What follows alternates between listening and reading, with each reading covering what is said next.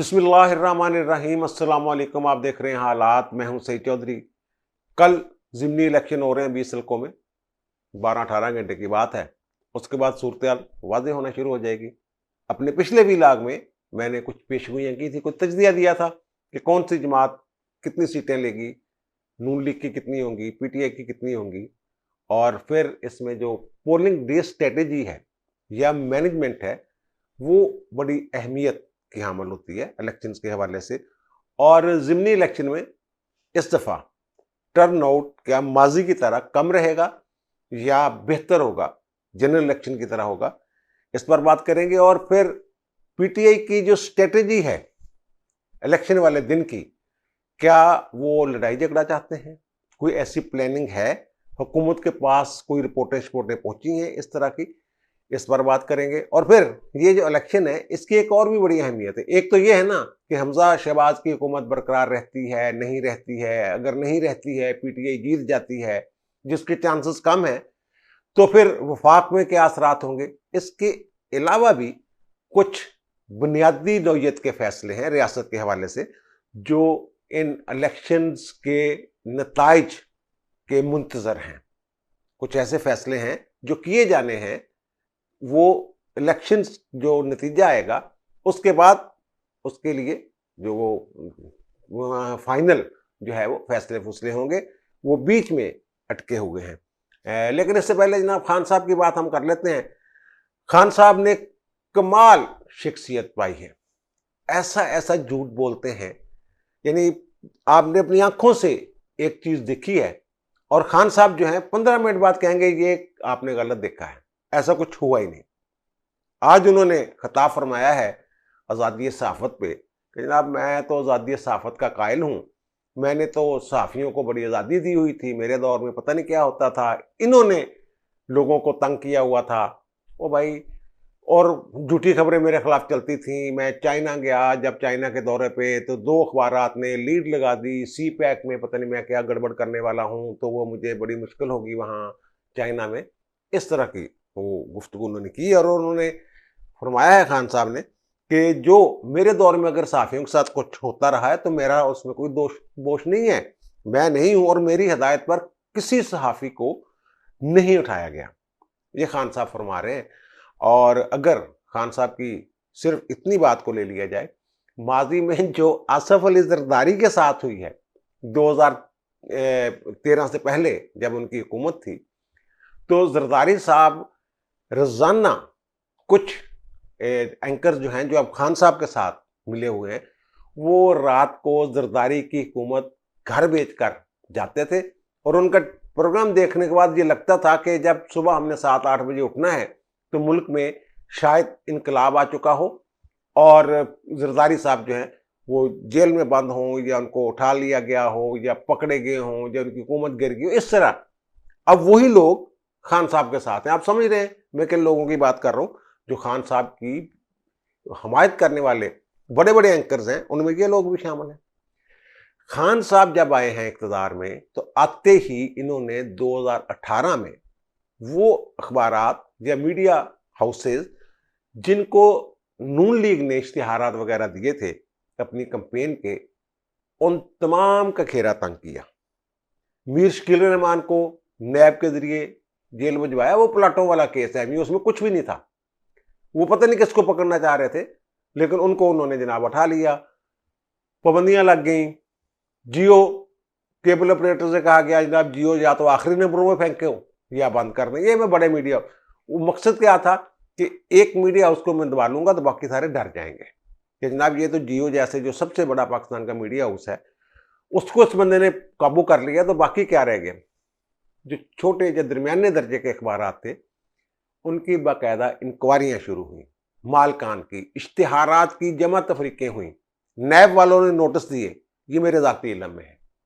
उनको कहा जनाब आप रिकॉर्ड लेके आए अपनी जायदादों का, और ये और वो इश्तिहारात कि इनको कितने इश्तिहारात मिलते रहे हैं डीजीपीआर की या उसकी तरफ से, पीआईडी की तरफ से, और बाकियों को कितने इश्तिहारात मिलते रहे हैं। वो सारी उस वक्त जो जमा तफरीकें हुई तो वो पता चला कि नहीं यार, जो एक क्लास के अखबार तकरीबन मिलते जुलते, वो उनको इश्तिहारात जो हैं वो दिए गए। बड़ी मुश्किल से जान छूटी। सिर्फ इसलिए कि उनके अखबारात में खान साहब के जो इश्तिहारात कम थे, नून लीग ने ज़ाहिर उन्हें पैसे खर्चे, उन्होंने समझा जी इनके लोग ही इनके हैं जिनको ये नवाज रहे हैं, वो प्राइवेट इश्तिहारात भी थे वो सारा। और सूरत हाल ये होगी कि पहली दफा मैंने अपनी जिंदगी में देखा कि अखबारात और जो मीडिया के बड़े बड़े अदारे हैं वहां डाउन साइजिंग हुई, अच्छे खासे काम करने वाले सहाफ़ी जो हैं उनको निकाल दिया गया। सिर्फ ये कि हालात इतने बुरे कर दिए थे, टाइट कर दिया था इन्होंने खान साहब ने कि वो, और फिर तनख्वाहें, पहली मर्तबा हुआ पाकिस्तान की तारीख में कि किसी तकरीबन तकरीबन क्या सभी जो अदारे हैं, नशरियाती अदारे, उनके वर्करों की तनख्वाहें कम की गई, 50% तक कट लगे, 40%, 25%, मुख्तलिफ अदारों ने मुख्तलिफ कट लगाए। ये थी खान साहब की आज़ादी, जो कहते हैं कि आज़ादी इज़हार राय। उनका गला ही घूंट दिया, वो बोल ही नहीं सकते थे, आपकी तरफ देख रहे थे। और मैशत जो मुल्क की थी, माशी बदहाली की वजह से प्राइवेट इश्तिहारात भी बंद हो गए और प्राइवेट अदारों को भी प्रेशराइज किया गया कि जनाब आपने फलां अखबार को नहीं देना, फलां अखबार को देना है। और भाई मेरे, अगर आपके दौर में ये आपने नहीं किया तो फिर तलत हुसैन कैसे जियो से फारग हुए, हामिद मीर कैसे ऑफ एयर हुए, अबसार आलम को कैसे गोली लगी, साफियों को फेंटे कैसे लगे, मतीउल्लाह जान को कैसे उठाया गया। अगर आपने नहीं कहा था फिर आप वज़ीर आज़म किस बात के थे, आप रोक भी नहीं सके। ये भी एक बात जहन में रखने वाली है कि आप रोक भी नहीं सके। खान साहब कमाल आदमी है, बहरहाल उन्होंने अपनी जो दिल में आता है वो कह देते हैं, और उनके मानने वाले जो, अभी मुझे किसी ने एक खातून का जो है कोई वीडियो भेजा है, वो इनके ना ट्वीट, जो यूथियाज हैं इनके ट्वीट्स पढ़ रही हैं वो, और उनसे नौज़ बिल्ला ये लग रहा है, बल्कि कहा हुआ लोगों ने कि खान साहब कहेंगे तो हम इस्लाम भी छोड़ देंगे। अगर आज के दौर में नौज़ बिल्ला को नबी होता तो वो इमरान खान होता। इस तरह इनके अंधे मुकल्लद हैं, इनके पैरोकार जो एक ऐसी खेप इन्होंने तैयार कर ली है जो कुछ और सोचने के लिए तैयार ही नहीं है। उनके लिए ये खिताब करते हैं, ये मेरे और आपके लिए खिताब नहीं करते। जब थोड़ी बहुत सोच रखने वाले जो लोग हैं उनसे मुखातब नहीं होते खान साहब मुखातब होते हैं उनसे जिन्होंने कल निकलना है, इलेक्शन में कंपेन करनी है, डंडे सोटे, लड़ाइयाँ, झगड़े, जो भी खान साहब का प्लान है वो मैं बताता हूँ आपको कि रिपोर्टे शपोर्टे क्या है। और फिर खान साहब ने एक और बात कल बड़क मारी उन्होंने कि जनाब आर्टिकल 6 की मेरे खिलाफ कार्रवाई करें। उसी तरह बात कि अल्लाह का शुक्र है कि मेरे खिलाफ तहरीक एतमाद आ गई, तो मैं शुक्र करूंगा कि मेरे खिलाफ ये आर्टिकल 6 की कार्रवाई करें, फिर मैं राज खोलूंगा। राज क्या खोलने, वही बात। अब राज खान साहब आपने खोल चुके हुए हैं, आप बारहा इशारे दे चुके हैं कि जनाब जनरल बाजवा, आप प्राइवेट मीटिंग्स में साफियों, जो आपके चहेते साफी हैं जिनके साथ 10-12 के टोले के साथ आप बैठ के गुफ्तगू करते हैं, उनको आप बता चुके हैं कि ये सारा किया जरा बाजवा का है, और बाजवा जो है वो अमेरिका के ज़रिए असर उसने ये किया। और क्या बताएंगे आप, और क्या उसमें बताएंगे, बता दे आप जो भी बताना है, आप बता चुके हुए हैं खान साहब। अच्छा, फिर खान साहब फरमा रहे हैं कि क्या एस्टेब्लिशमेंट को नजर नहीं आ रहा कि वो जिस इंपोर्टेड हुकूमत को मुसल्लत किया उन्होंने, उसने मुल्क का क्या हाल कर दिया है। तो खान साहब आप एस्टेब्लिशमेंट से क्या चाहते हैं? आप ये चाहते हैं कि एस्टेब्लिशमेंट उनको मार्शल लॉ लगा दे इस मुल्क में, और तो कोई सूरत है नहीं कि आईनी तौर पे तो वो कुछ कर नहीं सकते। एस्टेब्लिशमेंट जो है वो हल्फ की पाबंद है। फौज की बात कर रहे हैं ना खान साहब, तो फौज तो सियासत में हिस्सा नहीं ले सकती, वो हल्फ लेते हैं, और फिर न्यूट्रल रहने नहीं देना चाह रहे खान साहब उनको। आप एस्टेब्लिशमेंट से क्या चाहते हैं? आप उकसा रहे हैं कि मार्शल लॉ लगा दे, और मार्शल लॉ लगा के फिर आपकी हुकूमत बनवा दे, यही कह रहे हैं ना। तो ये तो हाई ट्रीजन आती है। वो कहते हैं आर्टिकल 6, कोशिश तो कर रहे हैं ना आप आइन तोड़ने की, आइन तोड़वाने की, जो भी है ये आप कोशिश तो कर रहे हैं। और एस्टेब्लिशमेंट से आप चाहते हैं, मेरे समझ में ये बात नहीं आ रही कि एस्टेब्लिशमेंट क्या करे, ये भी बता देना खुल के, डर के बात क्यों करते हैं। और आपने जनाब, मैंने आज़ादी सहाफ़त के लिए पता नहीं क्या क्या करते रहे हैं, क्या नहीं करते रहे, वो तमाम बंदों की तो ज़बान बंद की हुई थी आपने। नवाज शरीफ नहीं आ सकता था, मरियम नहीं आ सकती थी, बहुत सारे ऐसे लोग थे, जब वो खिताब कर रहे होते थे तो आवाज बंद हो जाती थी, साकडार पे पाबंदी थी। आपने तो बगैर कानून के, बगैर रूल्स के आपने पाबंदियां लगवाई हुई थी पैमरा से। अब आते हैं इलेक्शन की तरफ। खान साहब कह रहे हैं जनाब इन्होंने धांधली करनी है, इलेक्शन कमीशन मिला हुआ है इनके साथ। अच्छा, इलेक्शन कमिश्नर जो चीफ इलेक्शन कमिश्नर है सिकंदर सुल्तान राजा, ये खान साहब ने नामजद किया था। अच्छा, खान साहब हर चीज, अपनी हर गलती जो है ना दूसरे के खाते में। फिर खान साहब कह रहे हैं वो तो मेरा नाम ही नहीं था, वो तो नाम मुझे आया था एस्टेब्लिशमेंट की तरफ से, फिर मैंने वो नाम आगे दे दिया था। ये खान साहब कह रहे हैं। और फिर खान साहब ये कह रहे हैं बंदे मैं नहीं उठाता था, ये भी फौज के खाते में डाल रहे हैं। राना सनाउल्लाह पे जो मुकदमा दर्ज हुआ 15 किलोग्राम हेरोइन का, वो भी जनाब हमने नहीं किया, वो भी एएनएफ वालों ने किया। और उनके वो मेजर जनरल और ब्रिगेडियर वगैरह उनके नाम से हम जिनके आ रहे हैं बीच में, आपको पता ही है। तो ये सारे दूसरे के खाते में। वो कहते हैं ना इनका ए प्लान होता है, बी प्लान होता है एस्टेब्लिशमेंट का, ए नहीं तो फिर बी के तहत इन्होंने धांधली करनी है, जितवाना ही जितवाना है। ये खान साहब कह रहे हैं। ये खान साहब मेरे ख्याल अपनी आप बीती सुना रहे हैं। 2018 में जिस तरह इलेक्शन हुए और जो जो हुआ, जो लोग पोलिंग स्टेशन तक पहुंचे, आप में से आप बता दें कि वहां क्या क्या नहीं हुआ धांधली के लिए या पीटीआई को जितवाने के लिए। उनको जो पोलिंग का अमला था उनको घर भेज दिया गया कि जनाब आप 2 घंटे बाद आए, रिजल्ट हम आपको तैयार करके देते। ऐसे तलत हुसैन का कसूर क्या था? ये कसूर था ना कि वो उन्होंने धांधली के बहुत सारे जो राज थे वो खोल दिए थे। जो भी ताकतें थी जिन्होंने भी हटवाया, गवर्नमेंट किसकी थी? वो तो खान साहब की थी। खान साहब को अब सारा पता है कि जैसे मुझे जितवाया था उन्होंने, वैसे ही खान साहब तो ये भी कहते हैं जनाब इन्होंने मर्जी के साथ मुझे सीटें दी हैं, थोड़ी सीटें, ताकि मैं ना जीत सकूं, ताकि मैं इंडिपेंडेंटली ना खेल सकूं। मेरे पास तो 2/3 अक्सरियत आ जानी थी। अच्छा, अब खान साहब का प्लान क्या है? खान साहब का प्लान ये है कि जनाब लड़ाई झगड़ा दंगा फसाद कि हर पोलिंग स्टेशन पे कुछ ऐसे लोग भेजे जाएं। उन्होंने इकट्ठे किए हैं लोग, उन्होंने अपने बरमला ये जो जलसे थे वहां कहते थे कि मुझे 10 बंदे हर पोलिंग स्टेशन के लिए चाहिए जो तगड़े हों, दिलेर हों, मुजाहमत कर सके, मुदाफत कर सके, इस तरह की बातें चाहते। वो वहां तो सिर्फ ओपनली कहते थे। जो अंदर खाते प्लान है, जो रिपोर्टें हैं हसास अदारों की, वो ये कह रही है खान साहब की प्लानिंग ऐसी है कि कुछ जो कहते हैं ना गुंडा टाइप, या कह लें कि वो सरफिरे टाइप लोग नहीं होते खान साहब के, तो लिए लोग जो हैं सरफिरे लोग इकट्ठे करना को मुश्किल नहीं है कि वो जो अंदर पोलिंग एजेंट हैं वो सरफिरे लोग हों, उस तरह के अंदर से झगड़ा शुरू हो और बाहर फिर इनके कोई हर पोलिंग स्टेशन के बाहर 10-15 उस तरह के वो लोग हों जो जनाब झगड़ा कर सके और फिर वहाँ लाला लाला हो जाए। और यहाँ देखें कि सूरत जो है हाथ से निकल रही है, इलेक्शन हमसे निकल रहा है हमारे हाथों से, तो वहाँ वो फड्डा शड्डा कर दे और फिर इल्ज़ाम लगा दें, जैसे इनका एक शेवा है कि दूसरी पार्टी पे। ये इनकी प्लानिंग है।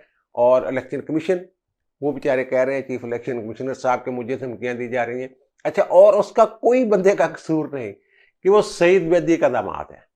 सईद बैदी साहब नवाज शरीफ के साथ काम कर चुके हुए हैं, ज़ाहिर बड़े ब्यूरोक्रेट थे, तो उनके दामाद हैं, तो इसलिए वो कह रहे हैं जनाब ये सईद बैदी के जरिए मैनेज किया इन्होंने। और वो जबकि शेख रशीद से पूछने वो कैसा आदमी है, उन्होंने बतौर सेक्रेटरी उनके साथ काम किया। और शेख रशीद साहब उसके अब भी अपने लोगों कहते हैं यार बंदा तो ठीक है, इमरान खान भी मारता रहता। ये शेख रशीद कह रहा है, मैं नहीं कह रहा। शेख रशीद अपने लोगों के साथ कह रहा है। जब चीफ इलेक्शन कमिश्नर पे तनकीद की बात आती है तो शेख रशीद कहता है कि यार ये बंदा तो ठीक है बस, क्योंकि क्या है वो आइन और कानून के मुताबिक इलेक्शन करवाना चाहता है, साफ शफाफ। इस चीज को जो मैं कह रहा हूँ खान साहब दंगा फसाद करवाना चाहते हैं। तकवीयत मिली है यास्मीन राशिद की उस दरखास्त से जो आज उन्होंने, जिसपे लाहौर हाईकोर्ट ने आज एक हुक्म इम्तनाई जारी किया या इलेक्शन कमीशन का एक नोटिफिकेशन जो था वो मुअत्तल किया।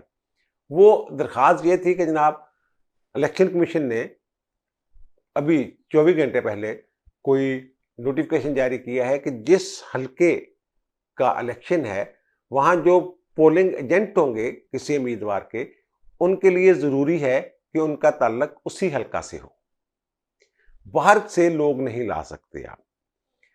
इसको इन्होंने किया चैलेंज। वो मुअत्तल हो गया कि जनाब आपने बहुत बाद में किया है, पहले करना चाहिए था, रूल्स बनाए, इस तरह की बातें, वो कोई कानूनी बातें हैं। इलेक्शन कमीशन ने कहा भी जनाब ऐसे लड़ाई झगड़े शुरू हो जाएंगे, तो वो कहते हैं आप किस मर्ज की दवा हैं, आप करें अमन, जो भी अमन के लिए आप कर सकते हैं, इलेक्शन कमीशन करे। इसका मकसद क्या है? मकसद ये है कि इन्होंने जत्थे तैयार किए हैं, जो मैंने जिक्र किया है 10-10 बंदे जो मांग रहे थे, इन्होंने किए जत्थे तैयार। वो मुख्तलिफ पोलिंग स्टेशन से किसी भी हल्के से आके, वो लाहौर के यानी कि ए हल्के में इलेक्शन हो रहा है तो सी हल्के का बंदा वहां जाके पोलिंग में बैठ जाएगा। वो जो इन्होंने तैयार किए जत्थे, उनमें से खान साहब को जत्थे जो है ना तैयार करने का बड़ा पुराना शौक है। 98 में खान साहब ने, आपको याद होगा कि एक दौर था कि जब इन्होंने एक नौजवानों का विंग बनाया था जमात इस्लामी ने, और फिर जालिमों काजी आ रहा है, काजी साहब जो हैं वो जहाँ जुल्म होता था पहुँचते थे। एक गांव में गए थे, वो कोई किसी के साथ जुल्म हुआ था तो वो लाठीचार्ज हो गया था, सर सुर फट गया था। काजी साहब दलेर आदमी थे। इन्होंने भी उसी तर्ज पे, बल्कि उससे आगे बढ़ के कानून तोड़ने के लिए, लाकानूनियत के लिए, इन्होंने ऐलान किया एक डंडा बरदार फोर्स तैयार करने का। ये मई से पहले की बात है, 98 की। तो इन्होंने कहा कि जनाब डंडा बरदार फोर्स हम तैयार करेंगे। डंडा बरदार फोर्स जो है वो जहाँ जुल्म होगा नौजवानों पे मुश्तमिल होगी, और वो डांगे और सोटे लेके पहुंचा करेंगे मुख्य जगहों पे। अगर किसी के साथ जुल्म होता है तो वो अपने यानी कानून को हाथ में लेंगे। खान साहब को शुरू से ये शौक है। अब भी खान साहब यही वारदात जो है वो करना चाह रहे हैं, लेकिन ये इम्तिहान है राना सनाउल्लाह का और अताउल्लाह तारड़ का, जो सूबाई वज़ीर दाखिला है, राना साहब वफाकी वज़ीर दाखिला हैं, कि कैसे इसको मैनेज करते हैं। और दूसरा जो नून लीग का मामला है, नून लीग के पास भी ऐसे लोगों की कमी नहीं है, लेकिन उनकी मजबूरी ये है कि वो हुकूमत में है। ये ना दरअसल शऊर और फतूर जो है उसका एक तरह से खान साहब ने ये मुकाबला बना दिया। एक तरफ कुछ सोचने वाले लोग हैं, एक तरफ लोग जो हैं वो अंधे मुकल्लद जैसे मैंने कहा खान साहब के हैं।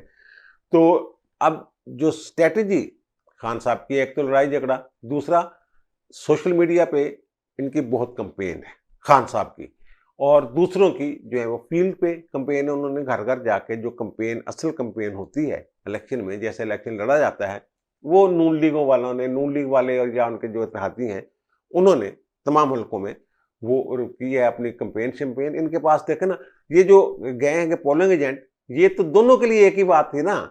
अगर इनके पोलिंग एजेंट दूसरे हल्के से नहीं आ सकते थे, तो नून लीग के जो कैंडिडेट्स हैं या आज़ाद कैंडिडेट्स हैं, उनके भी पोलिंग एजेंट दूसरे हल्के से नहीं आ सकते थे। इसका मकसद पीछे इसके, अगर मैं जोड़ूं इस बात को, तो ये जुड़ती है जाके उन रिपोर्टों के साथ जो ये कहती हैं कि खान साहब लड़ाई झगड़ा, दंगा फसाद करवाना चाह रहे हैं, क्योंकि इलेक्शन ये हारते हुए इनको नजर आ रहा है कि वो नहीं ले सकेंगे। जो कह रहे हैं इन्होंने, जो ज्यादा से ज्यादा पीटीआई के एक बड़े ने मुझे कहा है कि 7 सीटें हासिल ले जाएंगे। फिर 13 सीटें कौन लेके जाएगा अगर 7 सीटें ये लेके जाएंगे? बहरहाल वो इलेक्शन होता है, इलेक्शन में जो पोलिंग डे मैनेजमेंट होती है या स्ट्रेटेजी होती है वो बड़ी अहम होती है। अगर तो नून लीग वालों ने बंदों को निकाल लिया इलेक्शन में, फिर तो नून लीग की, जो मैंने कहा है उसी हिसाब से जो पिछले व्लॉग में मैंने जिक्र किया था, नून लीग को कोई पकड़ ही नहीं सकता। कोई सुस्त होते हैं बंदे, कुछ निकालना मुश्किल होता है, कुछ गैर जानबदार किस्म के लोग होते हैं, उनको कायल करना होता है, पोलिंग स्टेशन तक पहुंचाना होता है, लाइन में लगना एक मसला होता है वोट डालने के लिए। और नून लीग वालों की ये आदत है कि ये दोपहर के बाद लौरिये जो हैं उठते हैं उनको, और जो उन्होंने चार्ज जिस तरह किया हुआ है नौजवानों को खान साहब ने, मुझे ये लगता है कि खान साहब के लोग जो हैं उनको निकालने के लिए उतना जोर नहीं लगाना पड़ेगा जितना नून लीग को लगाना पड़ेगा। और ज़ाहिर है पोलिंग डे जो मैनेजमेंट है इनकी, जो इन्होंने इंतजाम किए होंगे नून लीग वालों ने, अगर तो वो अपने बंदों को निकाल लेते हैं, अगर तो टर्नओवर ज़्यादा रहता है, फिर नून लीग की सीटों की तादाद मेरे अंदाजे से ज़्यादा भी हो सकती है, क्योंकि खान साहब का जो कुछ है वो सामने आ चुका हुआ है, और जो कुछ पीछे है नून लीग वालों का भी बहुत सारी चीज़ें सामने आ चुकी हैं, जिनकी बुनियाद पर सर्वे रिपोर्टें वगैरह जो आई हुई हैं। तो लेकिन कुछ चीज़ें ऐसी हैं नून लीग की, जो वोटर वगैरह ऐसे हैं जिनको एक निकालना मंजरेआम की उस तरह नहीं जैसे खान साहब के बंदे चौकों में चौराहों में खड़े होके जो बदतमीजी जैसे तूफान बदतमीजी बर्पा कर सकते हैं, वो वाला उनके पास नहीं है। वो अब उनको निकालना पड़ेगा उन लोगों को। ये हसास अदारों की रिपोर्ट है कि खान साहब ने को केपी से कुछ लोग मंगवाए हैं। एक तो आपको पता है कि वो बकायदा एफसी का मुलाजिम था जो इनके साथ ड्यूटी दे रहा था इनके लाहौर में एक उम्मीदवार के साथ।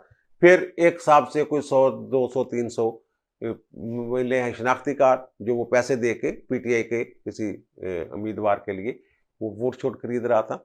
इस तरह की वो कहते धांधली हमने नहीं की। धांधली और धांधली क्या होती है?